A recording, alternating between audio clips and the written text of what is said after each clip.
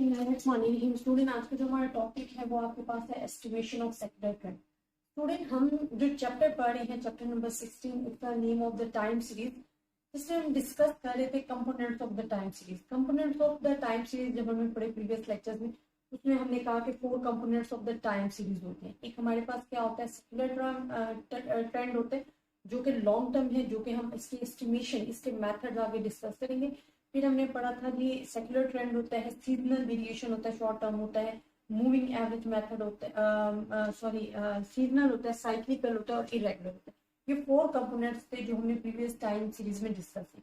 Then हम secular trend discuss करेंगे। देखिए, सेक्युलर ट्रेंड, एक चीज और याद रखनी है, बहुत सारे स्टूडेंट्स जब components of the time series का आता है या एस्टिमेशन ऑफ सेक्युलर ट्रेंड, तो वो मिक्स अप कर देते हैं। देखिए, components of the time series जो है वो 4 कंपोनेंट्स हैं टाइम सीरीज के, और उसी कंपोनेंट में जो फर्स्ट कंपोनेंट है ना सेक्युलर ट्रेंड, उसके 4 मेथड है जो हम आज डिस्कस करेंगे। जब आपसे कहा जाता है ना एस्टिमेशन ऑफ सेक्युलर ट्रेंड, तो इट्स मीन कि हम इसके 4 मेथड डिस्कस करेंगे जिससे हम इसको कंक्लूड कर सकते हैं। तो हमारे पास 4 मेथड कौन कौन से हैं ये मैं आपके साथ डिस्कस कर लेती हूँ। फर्स्ट हमारे पास है method of free hand curve. लेकिन हमारे पास जो मेथड है वो आपके पास है सेमी एवरेज मेथड। है। थर्ड हमारे पास है मेथड ऑफ मूविंग एवरेज।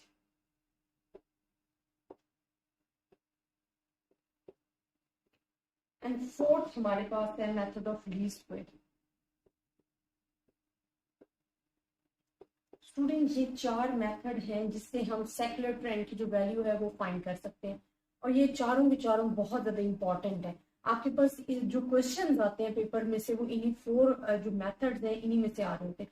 आज तो हम सबसे पहले डिस्कस करेंगे method of free hand curve. देखिए, method of free hand curve क्या होता है, ग्राफिकल मेथड होता है। ठीक है, इसमें आपके पास देखिए फ्री हैंड कर्व है ना, आप एक्स एक्सिस और वाई एक्सिस ले लेते हो। अब आप एक ऐसा स्केल सेलेक्ट करते हो, अप्रोप्रिएट स्केल सेलेक्ट करने के बाद कि जो हम एक्स एक्सिस पे लेते हैं और इस पे टी लेते हैं। टी हमारे पास टाइम होता है, और टाइम हमारे पास इंडिपेंडेंट होता है, डिपेंड नहीं करता है। ठीक है, तो एक्स एक्सिस पे आप अपना टाइम जो है वो लेते हुए एक अप्रोप्रिएट स्केल डिसाइड करते हुए, और वाई पे हमारे पास क्या आते हैं, प्रोडक्शन आ जाती है, या कोई भी आप वैल्यूज जो है आपके पास जो कि डिपेंडेंट वैल्यूज होते हैं वो आप ले लेते हो वाई पे।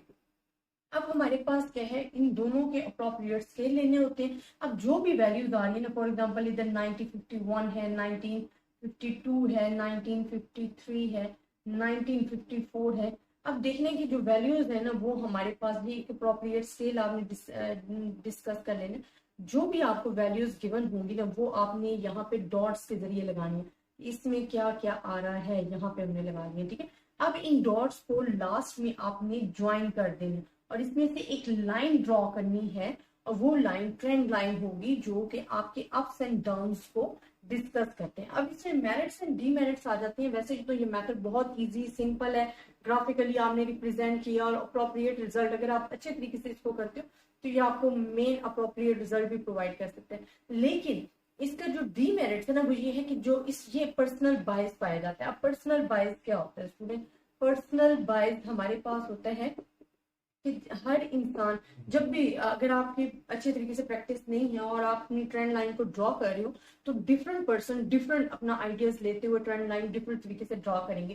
तो इट्स मीन आपके पास एक सिंगल ट्रेंड लाइन नहीं आएगी, we have the different ideas और डिफरेंट ट्रेंड लाइन आएंगी। तो वो हमारे पास क्या आ जाता है, पर्सनल बायस आ जाता है। बायस मीन इट्स अ मिस्टेक, तो हमारे पास मिस्टेक आने के चांसेस होते हैं। जब आपका आंसर ही ट्रू नहीं आएगा तो क्या फायदा। तो इसके लिए बहुत ज्यादा आपको प्रैक्टिस करनी पड़ती है method of free hand curve.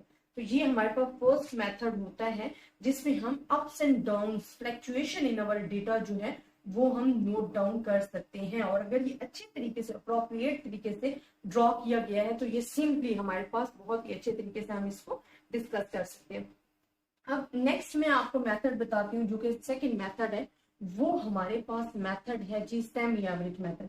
Semi average method क्या है, देखिए नाम से ही पता चल रहा है सेमी एवरेज मेथड।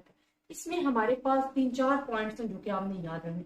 हमारे पास डेटा गिवन होता है, कोई भी डेटा गिवन होगा, मैं डेटा आपको वैसे लिखकर बता देती हूँ ताकि आपको समझ आ जाए कि जो सेमी एवरेज मेथड है, अगर इससे रिलेटेड क्वेश्चन आपके पास आ जाता है तो आपने इसको कैसे सॉल्व करना है। फॉर एग्जाम्पल हमारे पास डेटा है 2000 201 238 392 आपकी बुक की एग्जांपल ले रही हूँ ताकि आपको क्लियर समझ आ जाए कि हमारे पास अगर सेमी एवरेज का क्वेश्चन आ जाता है तो उसको हमने किस तरीके से सॉल्व करना है।